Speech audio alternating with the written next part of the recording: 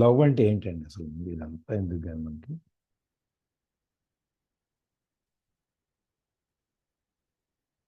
Love అంటే ఏంటి? మనకు తెలిసి ప్రేమను చూపించడం అని అంటాం సార్. ప్రేమని చూపించడం అనేది లవింగ్. ఓకే. ప్రేమ అంటే ఏంటి? ఇష్టం సార్. ఒక మనిషిని ఇష్టపడడం. ఓకే, ఇంకా మనిషి కాదు, మనకి ఆనందాన్ని, మనకి అనుభూతి, ఒక సంతోషంగా అనిపించేదని ప్రేమ భావించవచ్చు. ఉమ్. ఓ, ఇద్దరు ఫ్రెండ్స్ ఇద్దరు వాళ్ళు కలిసి వచ్చారా? తను మాట్లాడింది అనుకోలేదు. ఉమ్. తను అనుకోలేదు సార్, నేను రిప్లై ఇచ్చింది. ఆమె కూడా వచ్చి చాలా రోజులైందిలే. Happy morning sir. జై శ్రీరామ్. జై శ్రీరామ్ సార్. సరే, లవ్ అంటే ఏంటి?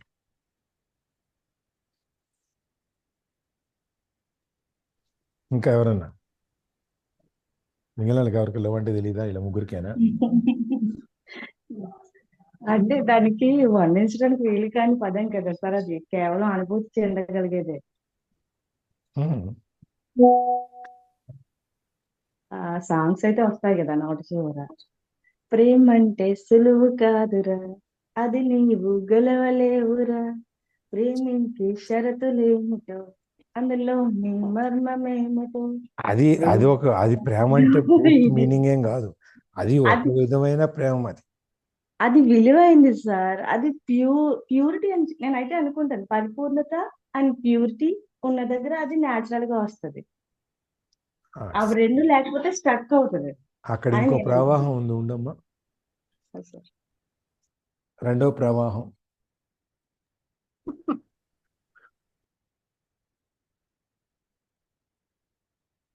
జ్యోతి బేకరీ.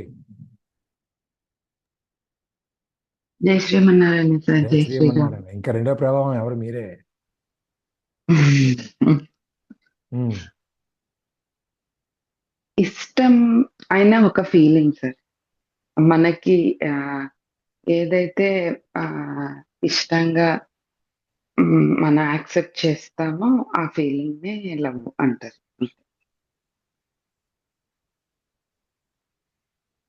ఐలా.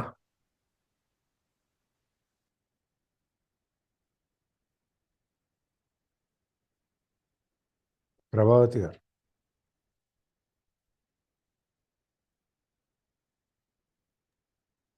సార్,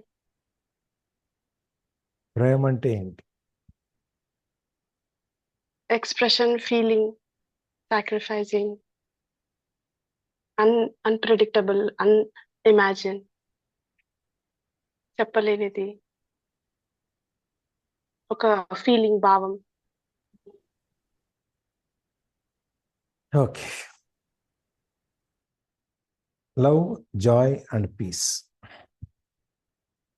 మనం దాని నుంచి ఏది ఎక్స్పెక్ట్ చేయం సార్. మనం ఆ ఫీలింగ్ ఉన్న వాళ్ళ మీద మనం ఏం ఎక్స్పెక్ట్ చేయం, కానీ మనం ఇస్తూ పోతూ ఉంటాం అనమాట.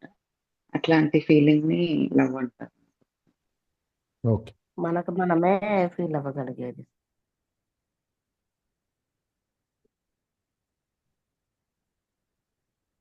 ఈ మూడు చెప్పండి ప్రభావతి గారు. మనకు మనమే ఫీల్ అవ్వగలిగేది. గుడ్. ఎందుకంటే లైవ్ అనే దానికి మనం నిర్వచనం చెప్పలేం. అది ఓ వ్యక్తిగతంగా ఎవరికి వాళ్ళకి సంబంధించింది. ఒకే సందర్భాన్ని నలుగురు వ్యక్తులు 4 రకాలుగా స్పందించవచ్చు, ఫీల్ అవ్వచ్చు. అందుకని దాన్ని మనం ఎవరు నిర్వచించలేము. దానికి ఎవరెవరి వ్యక్తిగతమైన అనుభవంలో నుంచి వచ్చేది అది. సో ఈ లవ్, పీస్, జాయ్, ఇవన్నీ ఆనందం, సంతోషం, ఇవన్నీ ఏవైతే ఉన్నాయో ఇవన్నీ డీప్ స్టేట్స్ ఆఫ్ బీయింగ్. మన లోపల లోతుగా ఉన్న, అతి లోతుగా ఉన్న స్థాయిలు ఇవన్నీ. Or rather 3 aspects of the state of inner connectedness with being. కాదనుకుంటే మనం లోపల అంతర్గతంగా మనం ఆ బీయింగ్ అనే దానికి, ఎగ్జిస్ట్ అనే దానికి, లేకపోతే ఆత్మ అనుకుందాం. బీయింగ్ అంటే కాసేపు అర్థం చేసుకోవడం కోసం మాత్రమే. బీయింగ్ అంటే ఆత్మ అని చెప్పి నేను డిక్షనరీ మీనింగ్ అని తీసుకోవద్దు. మనం తేలిక అర్థం చేసుకోవటానికి మనం అంతరాత్మ అని మనం చెప్పుకుంటాం కదా, లోపల ఎక్కడో ఉంటుంది అని చెప్పని అది అనుకుందాం కాసేపు. దాన్ని ఈ 3 లోపల కనెక్ట్ అయి ఉంటాయి. అంటే ఈ మూడింటిని అనుభవించాలి అంటే మనం భౌతికంగా అనుభవించింది ఏది వచ్చి అది షార్ట్ లివ్డ్, కొద్ది కాలం పాటు, కొద్ది క్షణాలు మాత్రమే ఉంటుంది. కానీ ఈ డీప్, ఈ జాయ్, లవ్, పీస్ ఏవైతే ఉన్నాయో ఎమోషన్స్ కంటే పై స్థాయిలో ఉంటాయి. కాబట్టి అది బాగా లోపలికి వెళ్తే కానీ కనపడవు. కాబట్టి అది మన ఈ అంతరాత్మ అనే దాంతో కనెక్ట్ అయి ఉంటాయి. కాబట్టి మనం ఆ ఫీలింగ్ అనేది దాంట్లో నుంచి వస్తుంది. ఈ 3 అక్కడ ఉంటాయి. This because they arise from beyond the mind. ఎందుకంటే ఈ లోపల ఎక్కడో అడుగును ఎందుకు ఉంటాయంటే ఆ మైండ్లో నుంచి బయటకు వస్తాయి. మైండ్ దాటి ఉన్న స్థితి ఇది. అంటే ఆలోచనల్ని, ఎమోషనల్ని దాటి ఉన్న స్థితిలో ఉంటాం మనం. Emotions on the other hand being part of the dualistic mind. ఇంకోటి ఎమోషన్స్ ఏంటి ఏంటంటే ఇంకో విధంగా చెప్పాలి అంటే డ్యూయలిస్టిక్ మైండ్. మన మైండ్ ద్వివిధంగా ఉంటుంది, 2 రకాలుగా. మన మైండ్ 2 రకాలుగా ఉంటుంది. అవునా? ఉంటుందా? ఉండదు సార్. ఒకటి అవునని చెబుతుంది, ఒకటి కాదని చెప్తుంది. కాబట్టి 2 రకాలుగా ఉన్నట్టే కదా. అవును సార్. సో ఎమోషన్స్ అనేది దాంట్లో ఒక భాగం. The law of opposites subject to the emotions are subject to the law of opposites. ఈ వ్యతిరేక సిద్ధాంతం ఏదైతే ఉందో దానికి లోబడి ఈ ఎమోషన్స్ అనేవి ఉంటాయి. అంటే లా ఆఫ్ ఆపోజిట్స్ అంటే ఎప్పుడు కూడా ప్రతిదానికిను ఒకటి ఎస్ అంటే ఒకటి నో అని రెడీగా ఉంటుంది. దీనికి లోబడి ఉంటాయి అన్నమాట. This simply means that you cannot have good without bad. అంటే దాని అర్థం చెడు అనేది లేకుండా మంచి అనేది ఉండదు, చీకటి అనేది లేకుండా వెలుతురు అనేది ఉండదు. చీకటి లేకుండా వెలుతురు మనకి ఎక్కడ తెలుస్తుంది? చీకటి లేకపోతే వెలుతురు తెలుస్తుందా? తెలియదు సార్. తెలియదు. అది ఎక్కడ దక్షిణ ధ్రువంలోనూ ఉత్తర ధ్రువంలోనూ కనుక మనం చూస్తే ఒక చోట 6 నెలలు పగలు 6 నెలలు చీకటి ఉంటుంది. మన భూమి మీదనే.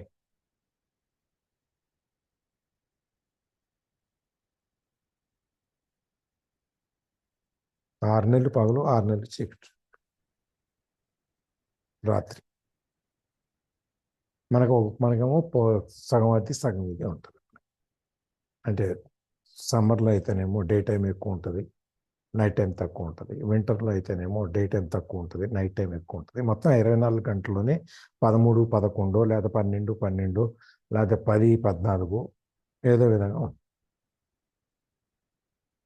ఇది ఎప్పుడైతే చెడు లేకుండా మంచి ఎలా ఉండదు, చీకటి లేకుండా వెలుతురు ఎలా ఉండదు, ఇది కూడా అట్లాంటిది.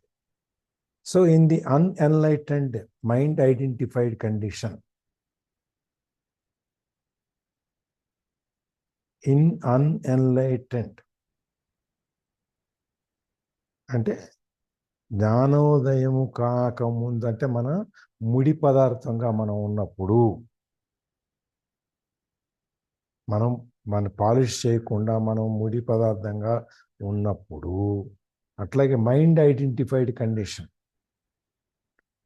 మనకి ఈ కండిషన్ అనేది మన నేను అనే స్పృహ, నాది నేను అనేది నేనంటే ఏంటి, కోటేశ్వరరావు, నేను ఇట్లా ఉంటాను అనేటువంటి మైండ్ ఐడెంటిఫైడ్ ఈ స్పృహ ఉందే, ఈ స్థితిలో what is some times strongly called Joy is short lived.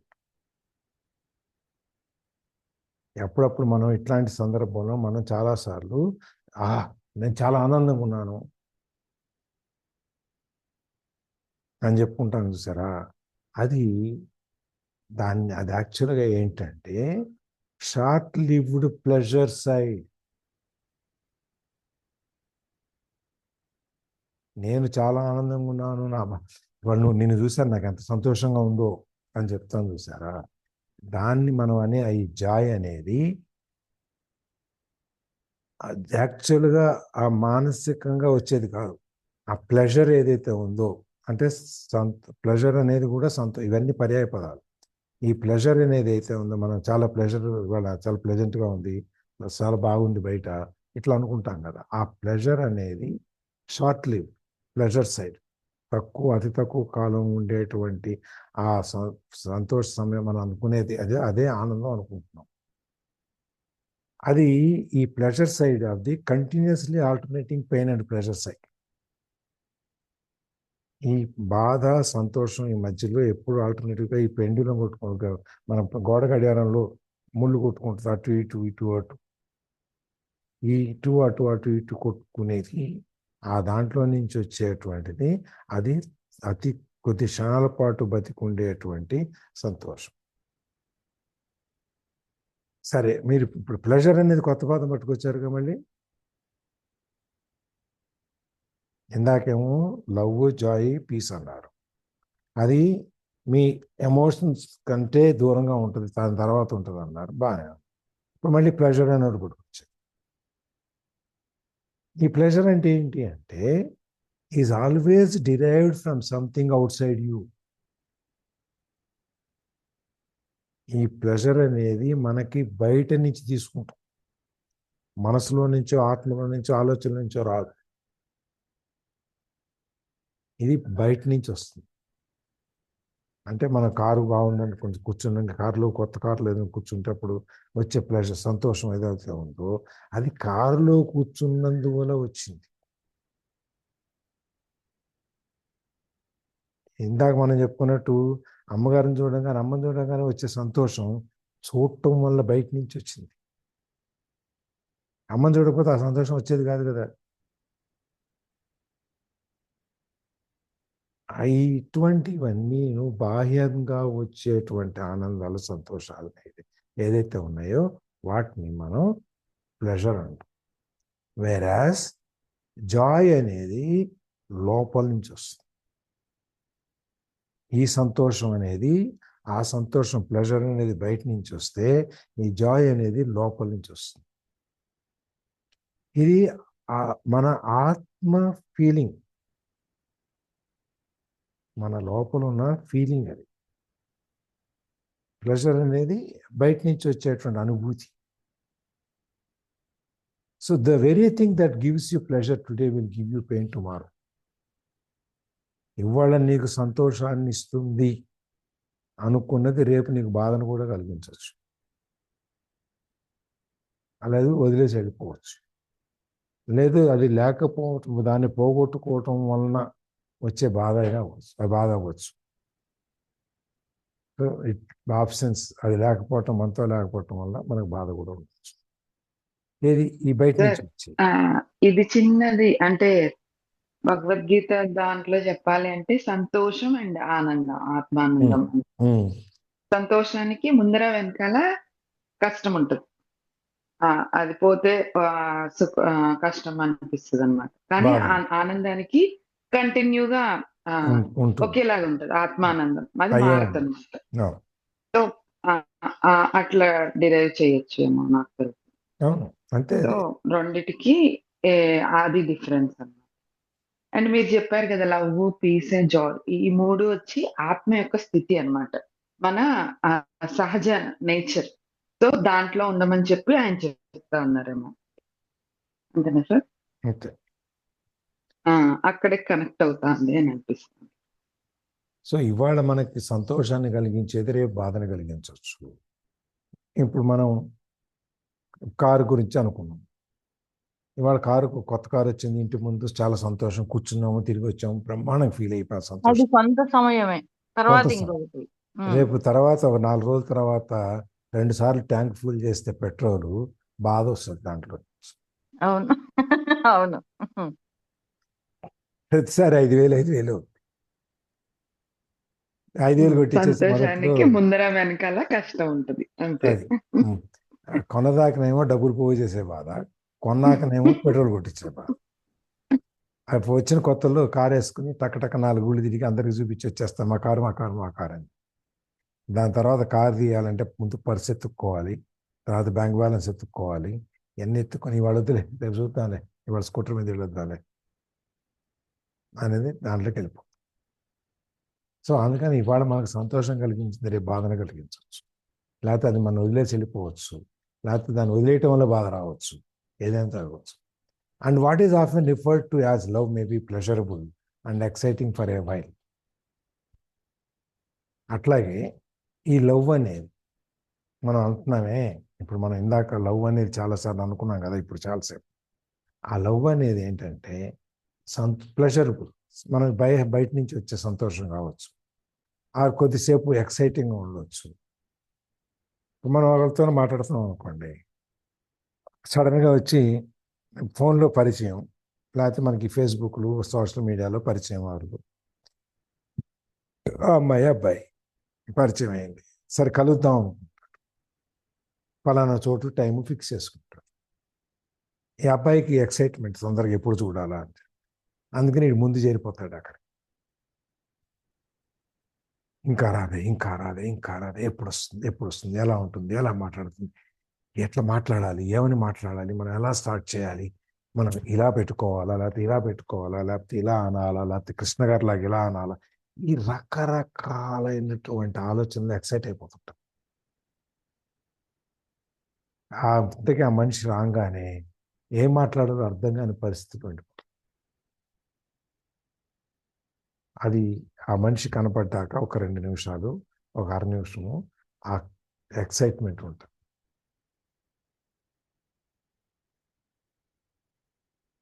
కానీ ఇంత కొద్ది క్షణాలు ఉన్నా కూడా it is an addictive clinging.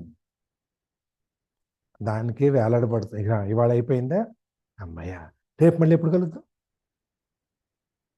మళ్ళీ రేపు దాకా వాచ్ చూసుకుంటూ ఉంటాం. సార్ ఇది దేనికి ఎగ్జాంపుల్? పర్ఫెక్ట్ ఎగ్జాంపుల్ ఏం చెప్పచ్చు అంటే, పెళ్లికి ముందర అబ్బాయి అమ్మాయి కలిసేదానికి పెళ్లికి తర్వాత కలిసే అది చెప్పచ్చేమో. పర్ఫెక్ట్ గా ఇంకా బాగా వస్తుంది. లవర్స్ గురించి చెప్తే కొంచెం తొందరగా అనుకుంటుంది అని చెప్పి. ఎందుకంటే పెళ్లి చేసుకుని అందులో పడిపోయి బయటికి రాలేక ప్రేమించలేక ఆ స్థితిలో ఉంటాం కదా. ఇదైతే కాసేపు ఎంజాయ్ చేయొచ్చు కదా దీన్ని, పెళ్ళైన దాకా, పెళ్ళంటూ జరిగితే. లేకపోతే దాని గురించే మా గురుగారు చెప్పేవాడు, ఫస్ట్ డే మేము బ్యాంకర్స్ కదా, ఎవరైనా కస్టమర్ దగ్గరికి వెళ్తే రండి సార్ సాయంత్రం డిన్నర్కి వెళ్దామంటే వెళ్తే ఆ డిన్నరు మందు గిందు అన్నీ రెడీ అవుతాయి అన్నమాట. సరే ఇటు తినేస్తాడు, తాగేస్తాడు, అయిపోయింది, మంచిగా ఎంజాయ్ చేస్తాడు, వచ్చేస్తాడు. మళ్ళీ తెల్లారి 7:30 8 అయ్యేటప్పటికి మైండ్లో అవుతూ ఉంటుంది అటు, ఇవాళ ఎవడు పిలుస్తాడా, ఎవరు తాగిస్తాడా అని చెప్పి. అట్లాగే అది అడిక్టివ్ క్లింగింగ్, వ్యసనంగా అయిపోద్ది అనమాట. అండ్ ఎక్స్ట్రీమ్లీ నీడీ కండిషన్, చాలా అవసరమైన పరిస్థితిలోకి వెళ్ళిపోతాం. That can turn in to it's opposite at the flick of a switch. అది మనం ఇంకా రాదే అని ఎదురు చూస్తూ 10 రోజులు అయిన తర్వాత ఆ అలవాటు అయిపోయి 5 మనం చెప్పుకోకుండానే పార్క్ వెళ్ళిపోయి కూర్చుంటాం. అది ఒక్కొక్కసారి బ్యాక్ ఫైర్ అవ్వచ్చు, దానికి వ్యతిరేకంగా కూడా జరగవచ్చు. మనం స్విచ్ చేయటంలో ఎంత టైం పడుతుందో అంత టైంలోనే పూర్తిగా వ్యతిరేకంగా కూడా అయిపోవచ్చు. సో మెనీ లవ్ రిలేషన్షిప్స్, ఇట్లాంటి ఈ ప్రేమ బంధాలు ఏవైతే ఉన్నాయో అవన్నీ after the initial euphoria has passed, ఆ మొదట్లో ఉన్నటువంటి ఆ పైన తెర ఎప్పుడైతే తొలగిపోతుందో అప్పుడు actually oscillate between love and hate. ప్రేమ ఉంటుంది, వ్యతిరేకత ఉంటుంది. ఇప్పుడు జ్యోతి చెప్పినట్టు పెళ్ళైన తర్వాత వచ్చే కండిషన్. మొదటి సంవత్సరం ఇద్దరు భార్యాభర్తల్లో ఒకళ్ళు మాట్లాడతారు, ఒకళ్ళు వింటారు. సార్ ప్రేమకి దీనికి అసలు ఏం సంబంధం లేదనిపిస్తుంది సార్. ఇది ఉండండి, అసలు అవసరాలతో కూడిన ఇది సార్ ఇది. అరే ఉండండి. అట్లా అట్లా కాదు సార్. మనము ఎలా అంటే ఇప్పుడు పక్షులు ఉంటాయి, కొన్నిటిని చూస్తే మనకి ఇప్పుడు జంతువులను చూసినా గానీ, ఎవరైనా మంచిగా నవ్వుతున్నా గానీ, మంచి స్మెల్ వచ్చినా గానీ, అవి వ్యక్తం చేయలేని భావం మన మనసులో మనకు కలిగి మనల్ని మనం ఎప్పుడైతే మర్చిపోతాం, అలాంటి భావన సార్ అది ఒకళ్ళకి సంబంధించింది అయితే అసలు కానే కాదు సార్ అది. అంటే అందుకనే మేడం మీకు మ్యారేజ్ లోని లవ్ కనిపించలేదా? మీరు అసలు ఏమంటున్నారు? అంటే ప్రేమ అంటే ఎదుటి వారు ఇప్పుడు మనం ఒకళ్ళని ఇష్టపడతాము, వాళ్ళు మనల్ని ఇష్టపడవచ్చు, ఇష్టపడకపోవచ్చు. ఇది కాకుండా వ్యక్తం చేయలేని భావం అన్నమాట. మనల్ని మనం ఎప్పుడైతే మర్చిపోతామో ఆ మనసుకు ఒక హాయి భావం ఎలా అయితే ఫస్ట్ కలుగుతుందో చూసిన వెంటనే అదే కదా మేడం కలిగేది. అని కాదు. ఈ ఈ ఈ మానవ సంబంధాలు ఈ ఇట్లాంటి అట్లా కాకుండా మీరు చెప్పేది ప్యూరిటీ ఉమ్. గురించి. ఆ? మీరు చెప్పేది ప్యూరిటీ గురించి. అవును, ఎస్ ఇక్కడ సార్. చెప్పేది ఏంటంటే మనం ప్యూర్గా ఉన్న, మనం ఏది శుద్ధమైన ప్రేమ మనం ఏదైతే అనుకుంటున్నామో దాని గురించి ఆ లవ్ అనేది జనరల్గా ఎట్లా ఉంటుంది అని చెప్తున్నాడు. బయటికి ఇది క్షణికమైనటువంటిది, బాహ్యం నుంచి వచ్చేది. ఇవన్నీ ఈ ప్లెజర్ అనేది మనం ప్రేమని పొరపాటు పడుతున్నాము. ఇది బయట నుంచి వచ్చేది, ఇది మనం దాంట్లోంచి బయటికి, అది దాంట్లోనే ఇదేంటంటే ముందు లవ్ అని ఎక్స్ప్లెయిన్ చేసి ప్లెజర్ అని అనే వాళ్ళని తీసుకొచ్చి ప్లెజర్ని ఎక్స్ప్లెయిన్ చేసి దాని తర్వాత మనం జనరల్గా కామన్గా సామాన్య మానవుల్లో మనం ఎలా ఫీల్ అవుతాము అని చెప్పి చెప్తాను. అది ఇక్కడ మొదట్లో ఉన్న ఆ తొడుగు వెళ్ళిపోగానే మనం ఏమవుతుంది, love and hate or attraction and attack. ఓ పక్కన ప్రేమ ఉంటుంది, ఇంకో పక్కన కోపం ఉంటుంది. వదిలేయలేము, ఉండలేము. మనం అట్లాంటి స్థితిలో చాలా ఈ ప్రేమ బంధాలు ఏవైతే ఉన్నాయో ఇవన్నీ మొదట్లో ఉన్నటువంటి పైన ఉన్న తొడుగు పోగానే దీంట్లోకి మారతాయి అనేది సహజంగా జరిగే వాటి గురించి చెప్తున్నాడు ఇక్కడ. అంతేగాని లవ్ అంటే హేట్ అని కాదు. సహజంగా బయట జరిగేది మనకి సామాన్య జీవితంలో జరిగే వాటి గురించి. ఇప్పుడు పరిచయమైన వాళ్ళందరూ ప్రేమించుకోరు, ప్రేమించుకున్న వాళ్ళందరూ పెళ్లి చేసుకున్న వాళ్ళందరూ ప్రేమించుకోరు. ఒక విధమైన రాజీ మనస్తత్వంతో బతుకుతూ ఉంటారు, ప్రేమించలేక. కొంతమంది పెళ్ళైన తర్వాత ప్రేమించడం మొదలు పెడతారు, కొన్నాళ్ళ తర్వాత అవన్నీ స్టేజ్ల్లో వెళ్తుంటాయి అవి. కొంతమందికి బాంధవ్యం, వివాహ బంధం పెరిగినంత కాలం ఇంకా ప్రేమ పెరుగుతూ ఉంటుంది. కొంతమందికి కోపం పెరుగుతూ ఉంటుంది. కొంతమంది కోపమే పెరుగుద్ది, ప్రేమ పెరగదు. కానీ వదిలేయలేరు. మనకున్న ఒక స్టాటిస్టిక్స్ ప్రకారం ఏంటంటే భారతదేశంలో కనుక ఆ ఫ్రీడమ్ ఇస్తే, ఏది మీకు ఇష్టం లేని వాళ్ళని వదిలేయండి అని చెప్పి ఒక ఫ్రీడమ్ అనేది మనకి ఇస్తే దాదాపుగా 90% కుటుంబాలు కూలిపోతాయంట. సార్ ఇది ఎక్కడ చెప్పారు సార్? 90% మరీను. అవును,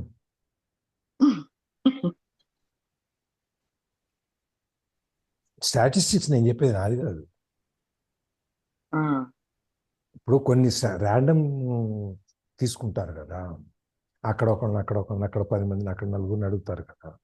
అడిగినప్పుడు సపోజ్ మొత్తం భారతదేశం మొత్తం మీద ఒక 1000 మందిని ఇంటర్వ్యూ చేశారనుకో, దాంట్లో 900 మందికి ఇట్లా వచ్చిందనుకో, దాని అర్థం మిగిలిన 140 కోట్ల మందిలో ఇవి అంత ఫీల్ అవుతారు. ఒక శాంపుల్ సర్వే.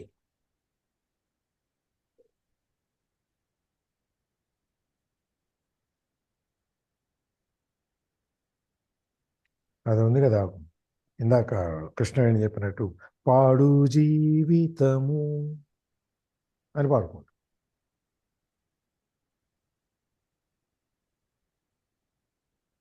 లవ్ అనేది అలా కాదు. లవ్, జాయ్, పీస్ ఇవన్నీ ఏవైతే ఉన్నాయో అవి ఆత్మకు సంబంధించినవి, బాహ్య స్థితిలో నుంచి వచ్చేవి కాదు. అవి వచ్చేవి టెంపరీగా, క్షణికంగా ఉంటాయి. అది పోయినా ఉన్నంతసేపు బాగానే ఉంటాం, పోతే బాధపడుతుంటాము. కానీ ఈ ఆత్మానందం అనేది ఏదైతే ఉందో అది పర్మనెంట్గా ఉండేది. దానికి ఇట్లాంటి యొక్క చలనాలు ఏమీ లేవు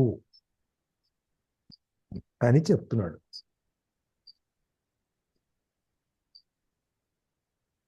ఇవాళ ఇక్కడికి ఆపుదాం. 6:30 అయిపోయింది.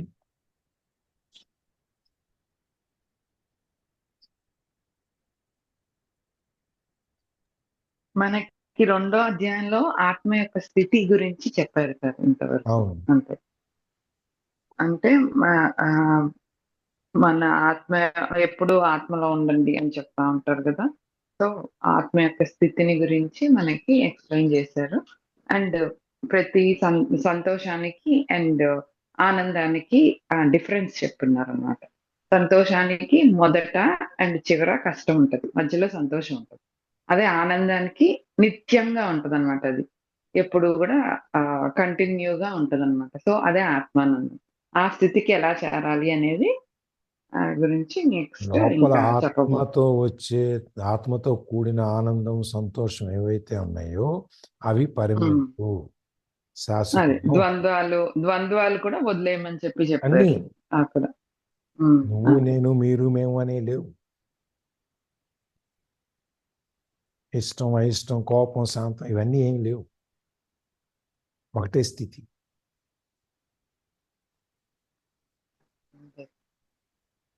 ఇప్పుడు అక్కడ మెల్లమెల్లగా మనని స్పిరిచువల్, ఎమోషనల్, స్పిరిచువల్ స్టేజ్లోకి తీసుకెళ్తున్నాడు. ముందు ఆలోచనలు అన్నాడు, అసలు మనిషి అన్నాడు, సొసైటీ అన్నాడు, అక్కడి నుంచి ఆలోచనలు అన్నాడు, ఆలోచన నుంచి ఎమోషన్స్లోకి వచ్చాడు, ఎమోషన్స్లో నుంచి ఆనందం, ప్రశాంతత, సంతోషం, వీటిలో ప్రేమ, వీటిలోకి వచ్చాడు. ఇవన్నీ ప్రేమ అంటే నువ్వు అనుకునే ప్రేమ కాదురా నాయన, నువ్వు బయటపడికి వచ్చే ప్రేమ కాదురా, సాయంత్రం 5 గంటలకు ఎదురు చూసే ప్రేమ కాదు, ఇది లోపల నుంచి రావాలిరా బాబు అని చెప్తాను. ఇవాళకి ఇది. ఇంకెవరైనా దీంట్లో షేరింగ్?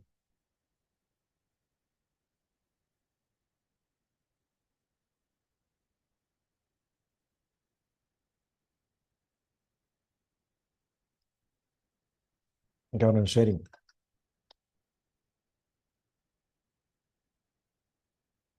ఏంటి లలిత అందరూ ఆలోచిస్తూ ఉన్నట్టున్నారు సార్. ఇది ఏంట్రా బాబు, ఇప్పుడు దాకా మనం ఇదంతా ప్రేమ అనుకుంటుంటే ఇది కాదంటారు ఏంటంటే,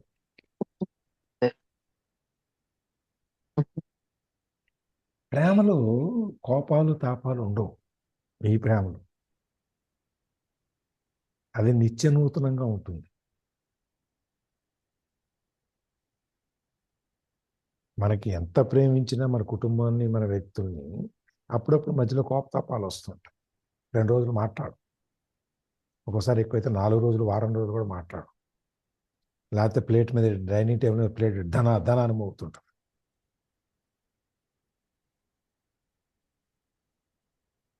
కానీ ఈ ప్రేమ ఏదైతే ఉందో లోపల నుంచి వచ్చేది, దానికి ఇవన్నీ ఉండవు. అదే ఆయన చెప్పేది. మొదట్లో ఎంతో బాగా కనపడిన కారు 4 ఏళ్ళు అయ్యేటప్పటికి సౌండ్ చేస్తాయి. చిచి ఎంత సౌండ్ చేస్తుంది, డోర్ లూజ్ అయింది, లేకపోతే అదే, ఇవన్నీ చెప్పి తిట్టుకుంటుంటాం. నువ్వు ప్రేమించిన కారే కదా. అదే love and hate, attraction and attack. నువ్వు ప్రేమించిన కార్ని నువ్వే 2 ఏళ్ళు అయ్యేటప్పుడు తిట్టుకుంటున్నావు.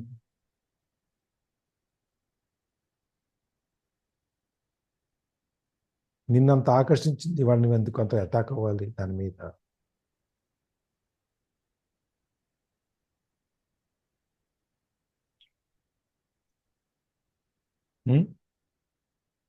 అక్కడ మనం ఇంతకాలం సర్వీస్ ఇచ్చిన దానికి మనం గ్రాటిట్యూడ్ గా ఉండాలి. ఉండట్లేదనే కదా. అదే సార్. నీ ఇంకొక కష్టమైన, కోణంలో చెప్తారు. నిష్ఠూరమైన ఆనందం ఏదైతే నువ్వు పొందావో అది పర్మనెంట్గా ఉండాలి కదా, ఉమ్. నువ్వు ఏ స్థితిలో ఉన్నా కూడా. ఆ స్థితికి చేరుకోవడానికి చాలా సాధన చేయాలి. అది ఆ స్థితికి తీసుకెళ్తున్నాడు. అది నువ్వు అందుకే మొదటి నుంచి చెప్తాను, నువ్వు సాధన చెయ్యి. సాధన చేయకపోతే నువ్వు ఆ గ్యాప్ ఏదైతే ఉందో ఒక్కసారి ఒక క్షణం ఉంటుంది, తర్వాత వెళ్ళిపోద్ది. మనం అందుకని ఎప్పుడైతే సాధనలో కూర్చుంటామో ఆ గ్యాప్ మెల్లమెల్లగా పెరుగుతూ ఉంటుంది. పెరిగినప్పుడు పూర్తి శూన్యస్థితికి వెళ్తాము. ఆ శూన్యస్థితిలో నీకు ఇవేవి అంటాం, నీకు ఉత్తి ఆత్మానందమే కనిపిస్తుంది, ఇంకేం కనపడదు. రికార్డింగ్ ఆపేద్దామా? కృష్ణవేణి చెప్పండి. అదే సార్, అంటే ఊపిరి సినిమా చూసారు కదా సార్, నాగార్జున మూవీ. అందులో తను ఒక యాక్సిడెంట్ అయిందని తన ప్రేమించిన అమ్మాయికి దూరంగా ఉంటాడు కదా అనుష్కతో. తను ఏమంటది, మోసం చేసి వెళ్ళిపోయిండని కోపంగా ఉంటది. సో తను ఇన్నర్ గా తనకంటే బాగా ఇష్టం, తన సంతోషం కోసం దూరంగా ఉన్నానని అనుకుంటాడు కదా, తను బాగుండాలి బాగుండాలి బాగుండాలి అని తపిస్తుంటాడు. అనుష్క ఒక సిచ్యువేషన్ లో వచ్చి, నేను నీ మీద, నువ్వు మోసం చేసి వెళ్ళిపోయావని ఎంత కోపం ఉందో నీ మీద, అయినా నేను హ్యాపీగా ఉండగలుగుతున్నా బికాజ్ నువ్వు నన్ను బాగుండాలి, మంచిగా ఉండాలి, తన లైఫ్ బాగుండాలని కోరుకున్నావు కాబట్టి నేను నీ మీద కోపంగా ఉన్నా, నేను ఆనందంగా ఉన్నాను, హ్యాపీగా లైఫ్ ఎంజాయ్ చేస్తున్నాను అని చెప్తాది ఒక సీన్ లో. అర్థమైందా సార్ నా పాయింట్? అలా మన ప్రేమ అనేది ద్వేషాన్ని కూడా జయిస్తుంది అనే కాన్సెప్ట్ ఉన్నట్టు అనిపిస్తుంది. తను అతని మీద ఎంత కోపం చూపించినా కూడా తను హ్యాపీగా ఉందంట. అసలు యాక్చువల్ బికాజ్ ఒకరి మీద కోపం ఉంటే మనల్ని మనం కూడా హింసించుకున్నట్లు అనిపిస్తుంది కదా ఫీలింగ్. అవును, మోసం చేసిపోయాడు నన్ను, నేను వీడి గురించి ఎందుకు ఆలోచించాలి, నా జీవితం నేను బతుకుతానని చెప్పి సంతోషంగా ఉంది.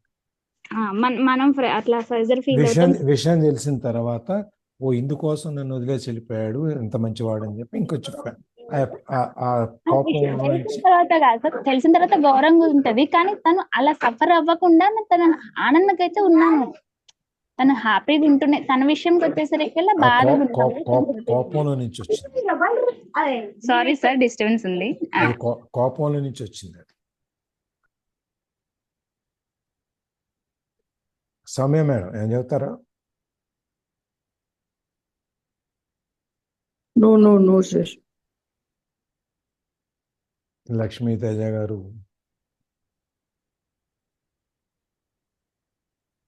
సరే అయితే రికార్డింగ్ ఆపేస్తున్నా, 6:40 అవుతుంది.